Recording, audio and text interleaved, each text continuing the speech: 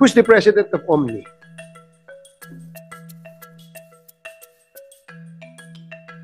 Can I check my record? Sige, please.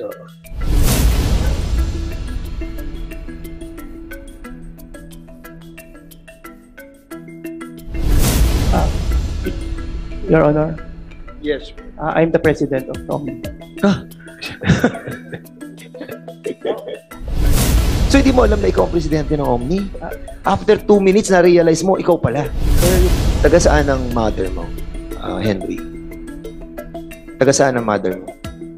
Based on my birth certificate po, taga Manila po siya. Hindi ko po siya nakita ng bata ko. Hindi niya nakita yung kanyang nanay. Pero dito sa Yatay International, makikita mo, incorporator siya at si Henry Bigay is board of director. Sino na palaki sa'yo? Tatay ko po. Those times. Sa pagkaalala ko po, tatay Sa ko po. pagkaalala mo, tatay mo. You know where your mother is now? Alam mo ba? Hindi po. So, you've never met her? Hindi mo na... Never sent? Hindi po. Never had pictures with her? No po. Never. I hope you understand why we're asking these questions. No? Kasi lalo na ngayon na pumutok din yung kay Mayor Alice Go na when it comes to acquiring of citizenship, lalo na with late registration. Yung dad mo, ano ang status ng dad mo? Dad ko... He's Chinese, right? Yes po. But how can he stay in the Philippines for that long if he's Chinese?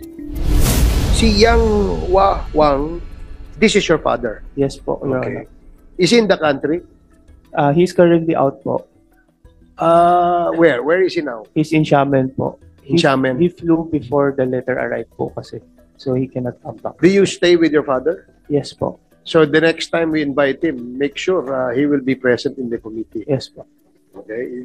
Please advise your father. You know Mr. Lincoln Oy-ung? Yes po. Who is he? He's Sa pagkakalam mo. He's a student of my father before. Student of your father? Is your father a professor? It's a sa Wushu, Chinese martial Wushu. arts. Yes. Wushu. Okay. Oh. Magaling dyan si Dan sa Wushu. Oh. National champion to. Oh. Oh. So yun lang pagkakakilala mo at pagkakaalam mo kay Mr. Lincoln Oy-ung. Uy-ong. He's also one of our incorporators before. One of your? Incorporators before. Anong company? Sa Omni po. Sa Omni. Okay. So, who's the president of Omni?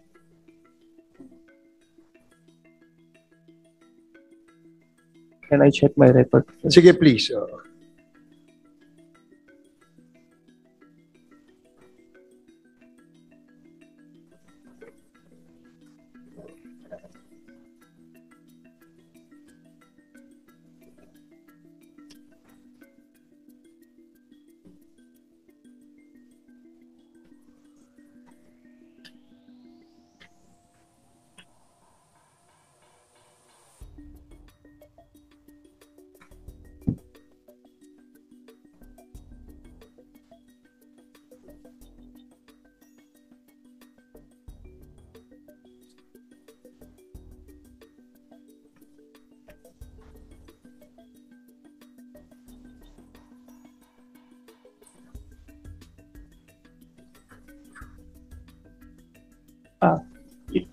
Your Honor, Yes. I'm the president of Omni.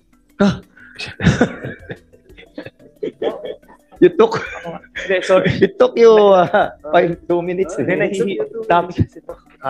Ano yun? Nahilo lang po ako, Your Honor. I'm sorry? Nahilo lang po ako, Your Nahilo Honor. ka lang. Gusto ko lang sigurado tama yung masasabi ko kasi naka-under oath po kasi ako eh. Ilan Mahirap ba- na magkamali. Mr. Chair.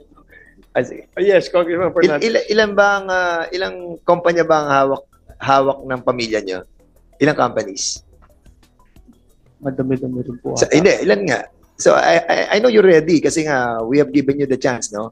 Hindi kayo matindong last hearing. So, the reason you're here because we have issued also a subpoena na ba tayo? Show cause order pa sa kanya. Subpoena lang, di ba? And that's the reason why you were here. So, kailangan handa ka sa mga itatanong namin. So, ilan ang korporasyon ninyo? Your Honor, I really need to check kung ilan. Estimate I can give. Ilan na estimate? Pito po. 7. At sa 7 yon, ilan ang presidente ka? I can also estimate lang din po kasi hindi ko po hawak yun. Presidente ng korporasyon ang pinag-uusapan natin dito, Henry. Ang pinag-uusapan natin dito, ilan sa 7 yan na presidente ka? Yan naman tanong, napakasimple nun, Henry. Ako, pag may-ari ako ng kumpanya, alam ko na ako may-ari ng kumpanya. Hindi ko iisipin. Ha? Right away, sasabihin ko, ako presidente ng kumpanyang yan. Especially that this company is so big, ha? Ang Omni, malaki yan eh, di ba? So, hindi mo alam na ikaw ang presidente ng Omni? After 2 minutes, na-realize mo, ikaw pala. Sir, yung Omni na company po ay ginagamit lang po namin sa online po. Dahil po... It doesn't make sense eh, Henry. Even if it is being used for any purpose, but you are the president, you must know that you are the president. Hindi mo nagagamitan... Henry, you are a degree holder, a Master of International Marketing from the Holt International Business School. And you are a graduate of Bachelor of Science in Business Administration in College of St. Benil. Now, hindi mo alam na ikaw ang may-ari ng korporasyon, nag-iisip ka pa, at sa 7 ito na korporasyon na sinasabi mo, hindi mo alam kung ilan ang presidente ka, I will tell you.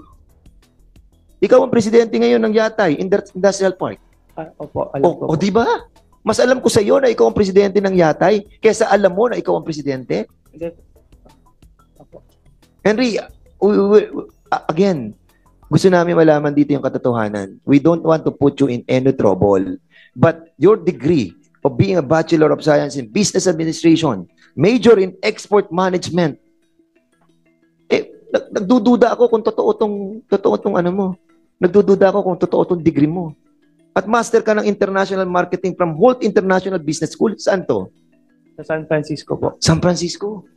Henry, hindi simple ang pinag-aralan mo. And I know you can answer truly.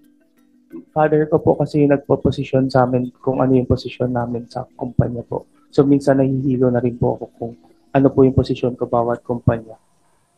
Yun lang po. Ang mother mo ba is si Maria Luisa Bigay? Siya po yung birth mom ko. Taga saan ang mother mo, Henry? Taga saan ang mother mo? Based on my birth certificate po, taga Manila po siya. Hindi ko po siya nakita nung bata po. Hindi mo alam kung saan ang pinanganak ang nanay mo? Sa Manila po. Saan sa Manila siya pinanganak? Santa Cruz po siguro. Ilang taon na ang nanay mo? Hindi mo alam kung ilang taon na nanay mo? Buhay pa ba nanay mo? Yung birth mom ko po, hindi ko po kilala. At saka hindi ko po alam kung ilang taon na siya. Yung birth mom. mom mo, hindi mo siya Hindi ko siya nakita. Hiwalay po sila ng tatay ko po. Hindi po sila kasal. If I So, may interject, PSA? Can if I may interject before we proceed. Okay, sige, go with ahead. the PSA.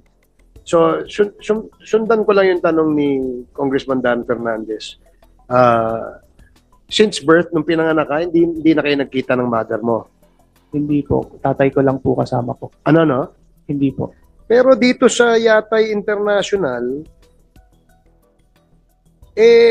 incorporator siya. Mother mo to si Maria Luisa S. Bigay, di ba? Di ba? Hindi po siya pinakilala sa akin as mother since bata. So, hindi ko rin po alam kung sino yung... Pero ito ito sa records ng Yatay International, ang mga incorporators dyan, Jonathan Carlos, kilala mo yan. Sorry po, mga incorporators po, hindi ko po kilala since bata pa po ako noon. Bakit ganun? Di ba nga kasama mo sa yung Hindi, incorporator yung mo? mga member po ngayon, kilala ko po. Pero yung tinayo po siya noong 1996, hindi ko po siya kilala. 96 pa po kasi siya tinatag. This is updated, di ba? Oo nga. Okay. So, are you telling us na the time na kailan na-register ito, si Yatay? 1996 po. 1996. 1992 naman po ako pinanganak. So around 4 to 5 years old po ako nung tinayo yung kumpanya. Kasi andito si Maria Luisa Bigay, Jocelyn Ting, at saka Yang Wang. Ito yung father mo. Yes diba? po. So, can we ask the SGC to give us an update? Yeah, that's Sige. Mr. Chairman, I think we have to find out yung Maria Luisa Bigay, no? Can you kindly give us the update of this personality, yung Maria Luisa Bigay, because incorporator siya, pero sinasabi ni Mr. Henry Bigay, hindi niya na-meet yung kanyang nanay. So, hindi niya nakita yung kanyang nanay. Pero dito sa Yatay International, makikita mo, incorporator siya at si Henry Bigay is board of director. So, hindi kayo nakita ng nanay mo dito sa mga meeting niyo sa Yatay International? Nung naging board of director po ako, nasa around 2018 na po ata yun.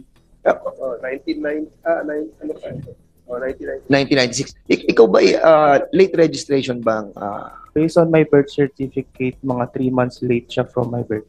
Can you kindly give us the information about the late registration nung ni Henry Bigay, no? Saan ka nag-preschool? Saan ka nag-elementary? Sa Chiang Kai-shek College po. Saan yun? Sa may Tondo. Sa Tondo po. doon ka rin nag-high school? Doon ako po nagtapos ng high school. Saka elementary? Opo. Kinder to high school. Doon po ako And then nagpunta ka ng Lasal? Opo, sa Binil po. And then saka ka nagpunta ng Halt International. sa Halt International. Can you kindly submit the documents pertaining to your... I hope you don't mind, no? If ever that we ask for the Sure, documents it's coming from this opo. school, I can give it to you po. I have prepared. para mabalanse lang po natin dun sa ano. Kasi medyo nagulat naman ako dun sa issue ng about nung sa mother mo, no? But anyway, were you born in a hospital or... Yes, in a Chinese Chinese General hospital. Yeah. Chinese General Hospital. Can we also furnish this committee ng documents coming from Chinese General Hospital, please? Will request from the hospital. Okay. po. May tanong ako sa iyo, Mr. Henry Bigay. Because ang sinasabi mo dito sa opening statement mo, nabasa ko na kasi yung opening statement mo. You were telling us that ang may kilala kay A.D. Yang ay yung tatay mo si Yang Hua Hong. Is this Opo. correct? Opo. At kung magkakilala sila, according sa letter mo dito, ang father mo ang talagang in charge doon sa raising funds and talking to the potential investors for this project. Opo. At ang project na yon ay yung Yatay Industrial Park Incorporated. Magkano ang puhunan dito sa pagtatayo ng Yatay Industrial Park Incorporated? 30 million po. 30 million. At lahat to sinagot ng tatay mo. Sa pagkaalam ko po. Pagkaalam mo, you are now the president of this corporation. I was just president last year po. So when it was started, I'm not sure ano yung napag-usapan nila. May master degree ka, Henry. You should know all about this.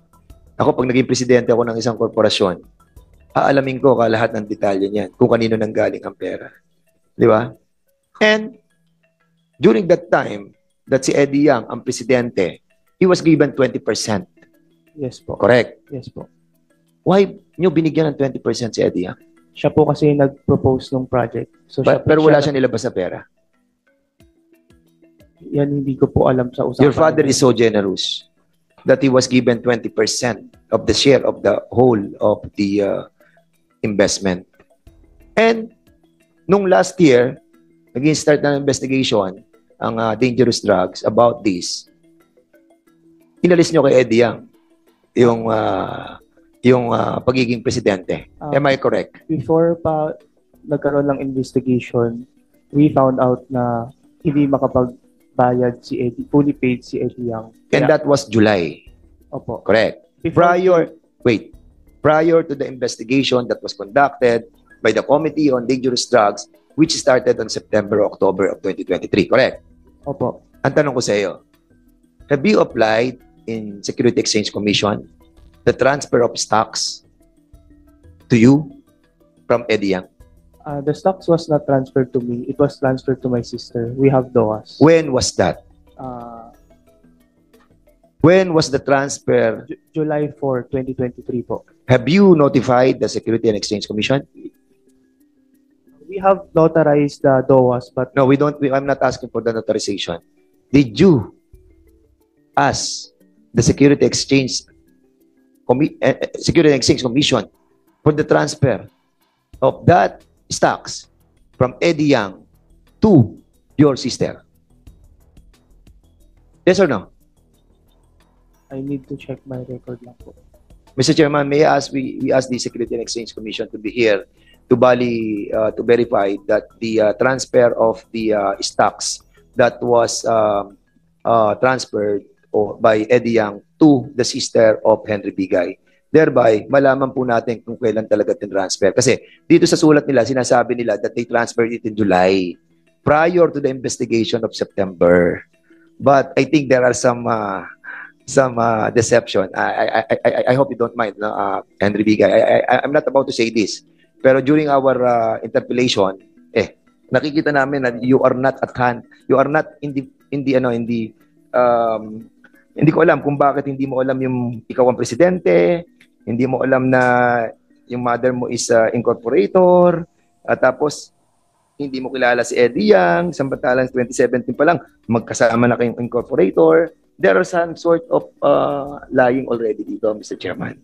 And with that transfer of the stocks from Eddie Yang to the sister, anong pangalan ng sister mo, Henry? Bernice Kai Yang Tan. So, can you categorically tell us kung na-transfer from Eddie to your sister? Yes. It was transferred. When? Based on the document is July 4, 2023. Can you kindly give it to the chairman for us to validate kung... Page, can you please get the can you document? kindly... Question lang, Henry. Yung sister mo, also, at saka ikaw, isang mother lang. Hindi po. So, Same iba father yung, po kami. iba yung mother ng sister mo. Yes po. So, half sister mo siya. Opo.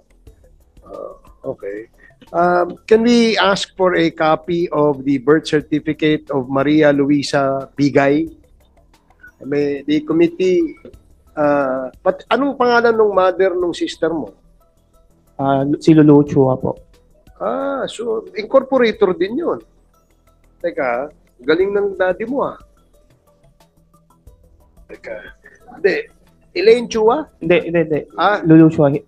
If, Lulu Chua. Mr. Chairman, what I'm asking for is the certification of the SEC that they have notified the Security and Exchange Commission with regards to the transfer of the stocks from Eddie Yang to Bernice Yang. But this is a notarization galing kay Eddie Yang and Bernice Yang Tan. Hindi ito ang hinihingi ko. Ang hinihingi ko yung SEC na sinasabi na nag-apply na kayo ng transfer ng stocks. Because doon natin malalaman kung talagang July 4 kayo nag-transfer or after the investigation. So you have to give us, or we will be inviting the SEC and asking them, andito ba, SEC? Can you, meron naman kayong system, di ba? Can you kindly check this out? Kung nagpalit na po sila ng stockholder, Mr. Chair, can we clarify it as to which corporation? yata Industrial Park. Yata Industrial Park Incorporated. Yun. Pakibigay nga. Dalawa yung kayo. Yata International, saka Yata Industrial. Mr. Henry Bigay, we are giving you a chance, ano? We are giving you a chance to tell us kung July 4 or after the hearing, saka nyo na isagawa yung pagta-transfer ng stocks from Eddie Yang to your sister. We are giving you a chance. So, can you kindly tell us the truth? It's July 4 po talaga. Doon sa inyong notarize. Before pa July 4, we already SEC na naipasok nyo. Yes, yung sa GIS po namin updated na rin po yung In-update nyo sa SEC. updated na rin Okay. po. Sige. So, we will try to check it out. So, magkano yung transfer na share? 45,000 shares. Opo. And how much is per share? Di ko 45,000 ang share na itinransfer sa kapatid mo. So, magkano per share? Being the president of the company, you should know that. I know the total. Ha? The total it's 20% of 30 million po. 20% Of of 30 million po. the 30 million. That is the investment. Yun nga sabi. Pero siyempre, meron na kayong mga kinita eh. Tumaas na yung share niya eh. Di ba? Wala- Capital stock, lahat. Hindi po kasi siya operated so wala pa naman kinikita. Lugi Hindi po. siya operated from 2017 to the present. Hindi siya yung kumikita na kumpanya pa. So, anong purpose itong kampanya ng Yatay International? Anong ginagawa ng Yatay Industrial Park Incorporated in the first place? Anong klaseng negosyo to? Land acquisition po. Land acquisition. Namimili ng lupa. So, yun ang negosyo nyo and you invested 30 million for that purpose? The purpose is to build an industrial park, but during the pandemic, the whole plan was stopped because there's no businessman who would like to invest. So, on the pandemic. wala naging action dun sa investment. In other words, naging stagnant siya, wala. May purchases lang po. Oo, so but you still have given 20% to ADM. In spite of the fact that walang nangyari din sa negosyo. May purchase po. Acquisition lang po ng lands. Yun yung naging Ano ang mga purchase ng lots doon sa company to? Ano yung mga nabiling properties Gano'ng kalaki? dito sa company to? around 20 to 30 2 to 3 hectares 2 to 3 hectares of lot in where? in Mexico, Pampanga po. How much was it purchased? Di ko po alam kasi during the time na nag-purchase sila, hindi ako involved sa business masyado. So you want to answer? If I may, Yes. Congressman Dan, yung familiar ka dun sa, sa binili niyong property sa Mexico, Pampanga? Hindi po, sir. Pero you know that there was a property that was purchased by your company in Mexico, Pampanga. Yes po. You don't know where? Alam mo lang ay Mexico, Pampanga. Opo, alam ko lang sa Google Map po. Di ba presidente ka ng kumpanya? Dapat Ah, alam mo yung binibili, pinagkakagastusan ng kumpanya mo. Last year lang po ako naging presidente. So, Kailan nila in-acquire yung property? before pandemic po. 2019. Around 2018, 2019 po siguro. So you're not aware that there was a property acquired by Yatay in Mexico, Pampanga. I'm aware of may binili sila pero hindi ko po alam saan. Tatay ko lang po yung nakakaalam. Since pag Chinese business, madalas tatay yung nagde-decision. Sige. Kilala mo si Kai Jiru? Yan po yung nanay ko ngayon. Ito yung totoong nanay ng Kapatid ko po. kapatid mo. Opo. But it's not your real biological mother. Not po. Kasi yung mother mo, si Maria Luisa Bigay. Opo. Si Kai Jiru is also known as what? Lulu Chua. So, Lulu Chua rin siya. So, incorporator din siya ng Yatay. Hindi ko po sigurado. Kasi base Silipin ko. sa... Kasi yung Kai Jiru, I think director siya now kasi yung nahihilo kami minsan dun sa chart, minsan incorporator, minsan the updated directory nakalagay. ikaw bilang presidente ng Yatay International. Hindi po ako presidente ng Yatay International. Industrial lang po ako. Yatay Industrial Park ka. Tapos pero member ka ng board ng Yatay International. Opo. Okay. Kilala mo, ito si Lulu Chua or Kai Jiru, Chinese ito. Opo. So, ang father mo Chinese. Opo. Yung sister mo, di Chinese. Nung nagpakasal po siya, naging Pilipino po siya kasi nagpakasal siya sa Pilipino. Yun yung Supreme Court, Anyway, ano pa yon? So, kasi si Kai Jiru ay Chinese, mother ni Bernice. Yes po. At yung si Yang Hua Huang, who is your father, is also Chinese. Yes po. So, yung sister mo ay Chinese. Chinese po siya nung pinanganak, pero nung nagpakasal po siya, nakapagpalit siya to Pilipino. Dahil Pilipino po yung pinakasalan niya. Yes, Congressman Flores. Thank you, Mr. Chair. Mr. Chair, I just noticed that you said that your biological mother is Maria Luisa Bigay, correct? Opo. And Maria Luisa Bigay is an incorporator of Yatay International together with Kai Jiru. Ito yung nanay din ng mga kapatid mo. I'm not sure about that. anyway, Minsan naghahalo po kasi yung chart. So, I'm looking at Yatay International, no? It says here that the incorporators were Jonathan D. Carlos, you know him? Alam mo? hindi Hindi. po. Okay, si Maria Luisa Bigay, si Jocelyn Ting, si Yang Hua Wong, at si Kai Ji Ru. And you just testified earlier that Kai Ji Ru is the mother of your sister and that your mother is Maria Luisa Bigay. So I'm just kind of surprised na both mothers of different siblings siguro were incorporators of the same corporation Based on the document. based on the documents. Now, Yatay Industrial Park also lists a Kai Jinan. Who is this Kai Jinan? Hindi ko po kilala. Hindi mo kilala. It's not related to the mother of your sibling naman? No po. No, no. Okay. Now, you testified that in your letter you said that Maria Luisa Bigay is your biological mother, and she gave birth to you in 1992, but that you were registered 3 months after your birth, so late registration din.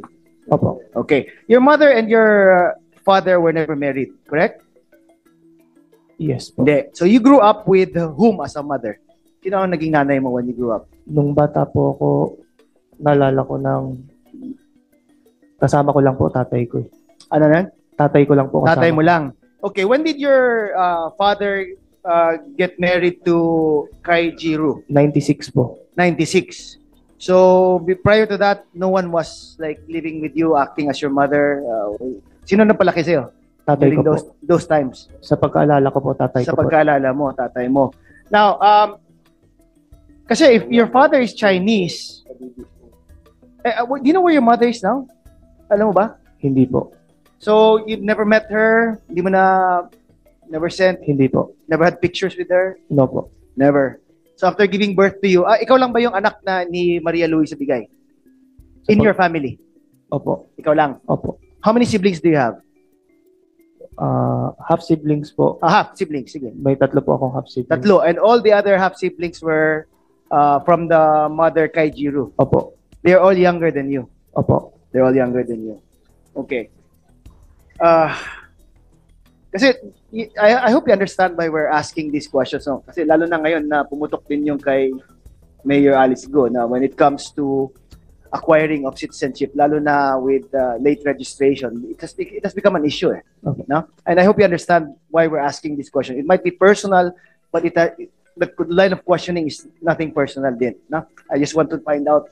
Kasi most of the people I know, para lang ma-circumvent yung prohibition on the ownership of properties, no? or in the controlling stake sa isang corporation, usually pretend that they are Filipinos, and that's why we're very interested in this. So, but you're saying that you are Filipino because your mother is Filipino. Yes po. So all your family members were all Chinese, including your half siblings, kasi your mother or your stepmom, Kai Jiru, is also Chinese, correct? They're Chinese until one of my sister got married and one of my sister do a oath taking to change the Okay, so what was the status of their stay all this time before they became adults? What? If they were Chinese citizens, how could they live in the Philippines with without the being Filipino ACR. citizens? They are born here. They were born here, but they're not Filipino citizens. So that's my question. Diba? If you're born of Chinese parents, even if you're born in the Philippines, does not make you a Filipino citizen. And you said that only one of your half siblings became a Filipino citizen upon marriage. So it must have been by the age of majority na, at least 18 years of age siya. So from age 1 to 18, they were not Filipino citizens. What was their legality of the stay in the Philippines? Anong visa niya? Anong visa nila? Yung may tinatawag na iCard po. Investors. Yung Hindi. dad mo, Ba- ano ang status ng dad mo? Dad ko, He's Chinese, right? yes po. But how can he stay in the Philippines for that long if he's Chinese? Meron po silang, pag businessman po, may card na tinatawag. Hindi ko po kabisado kung anong card po yun. Hindi mo Pero more kabisado. of legal side. Okay, At saka yung nanay mo, your stepmom, meron din bang ganito na status? Sa pagkaalam mo? Pagkaalam ko, meron silang iCard. So iCard. more of, I think, yung immigration po makakasagot. Okay, kung ano paano po. yung mga kapatid mo? They were not businessmen when they grew up, when they were born here, di ba? From age 1 to 18, may I card din sila. May art card po sila dahil dito sila pinanganak. So, Dahil dito sila pinanganak. Mm. Okay, immigration, nandito ba? BI? Yeah, nandiyan. Immigration? Yes, Your Honor. Can you enlighten me, sir, on these questions that I have? Sir, if the father is indeed Yang Yao Hong, he has an SIRB, And what is that? Special Investors Resident Visa granted by the Board of Investments, Your Honor. When was it granted? I don't have the particular time, Your Honor. I only brought the copy of the latest travel record. Can we find out, BI, when that special investors visa was granted? I have to check, sir, if the SIR visa registered with the Bureau of Immigration. Okay, when did this type of visa? When were these types of visa issued? I'm not particularly familiar with them, Your Honor, because they're under the Department of Trade and Industry, under the Board of Investment. Okay, but do you think it's before 1992? I would not know, Your Honor. You would Probably, not Your know. Honor. Yes. Can we find out na lang, please, BI? Yes, Your Honor. All right, thank you. Now, how about Kai Jiru from the Bureau of Immigration? Did the Kai Jiru also have the same visa? Or what was the status of their stay in the Philippines? If you allow me, Your Honor, I'll get back to you. I'll just check my notes if I have the travel records. Okay. Now, Ms. Kai Jiru. my next question would be, what about the children of persons with special visas? What would be their status? I think Mr. Henry Bigay was talking about the native-born status, since he said that his siblings, Were born his here. half-siblings were born here. Okay. If they were born here to a foreign national who is already a permanent resident in the Philippines, they are given the status of a native-born. Native-born. Yes, sir. Native-born alien. Yes, Your Honor. All right. So if they are native-born alien, they can legally stay in the Philippines. Yes, Your Honor. So the SIRP that you were mentioning, does that is that the same as the one you just mentioned earlier? The SIRB, Your Honor, as I've said, is given by the BOI. I think you need to invest a particular amount with the Okay, it's an investor's visa. investor's visa, and then you have to retain it for a certain amount, certain So a period. person who has an investor's visa can legally stay in the Philippines, and once they have children, then their children would be considered the native-born that you just mentioned earlier. Is that correct? Yeah. Sometimes, Your Honor, they would include them as dependent in their investor's visa. But based on the travel records of the half-siblings of Mr. Bigay, what is reflected in their travel records is NB, which What's stands that? for native-born. Okay. So native-born. Yes, sir. All right. Thank you, Mr. Chair.